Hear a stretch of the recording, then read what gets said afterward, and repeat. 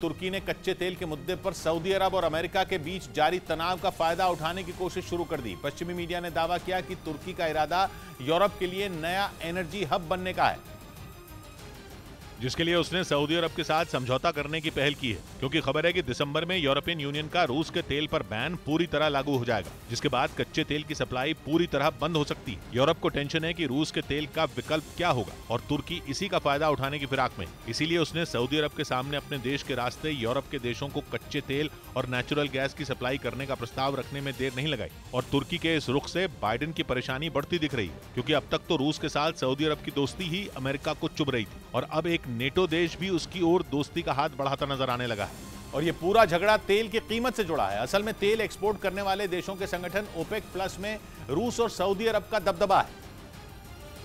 और तुर्की के राष्ट्रपति पहले ही दावा कर चुके हैं कि रूस उनके देश के रास्ते यूरोप को नेचुरल गैस की सप्लाई करने पर हामी भर चुका है, जिसका जिक्र पुतिन ने पिछले दिनों अपने एक भाषण में किया भी था, जिसमें उन्होंने यूरोपियन यूनियन को सस्ती गैस के लिए 2 विकल्प दिए थे। पहला नॉर्थ स्ट्रीम 2 पाइपलाइन के जरिए, जो कि रूस से जर्मनी तक बनकर तैयार भी है, और दूसरा विकल्प दिया था कि तुर्की के रास्ते यूरोप तक नेचुरल गैस की सप्लाई की जा सकती है। खबर है कि यूरोप पुतिन के दूसरे वाले विकल्प है, यानी तुर्की के जरिए गैस लेने पर सहमति जता चुका है। मतलब ये कि अगर तुर्की सऊदी अरब को भी मनाने में कामयाब हो गया तो आने वाले दिनों में यूरोप के कच्चे तेल और नेचुरल गैस के सारे सौदे तुर्की के रास्ते होंगे।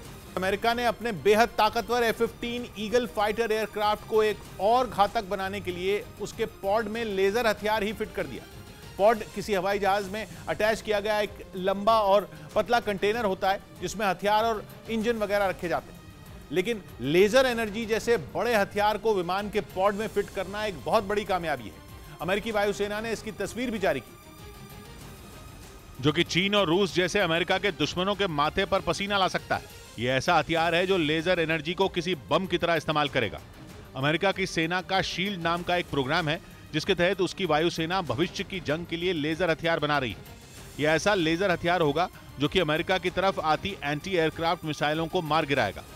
अमेरिका का ताजा हथियार उसी के तहत बनाया जा रहा है। यूक्रेन की सेना के प्रमुख ने रूसी राष्ट्रपति पुतिन पर बहुत बड़ा दावा किया। उनके मुताबिक पुतिन के 3 बॉडी डबल हैं।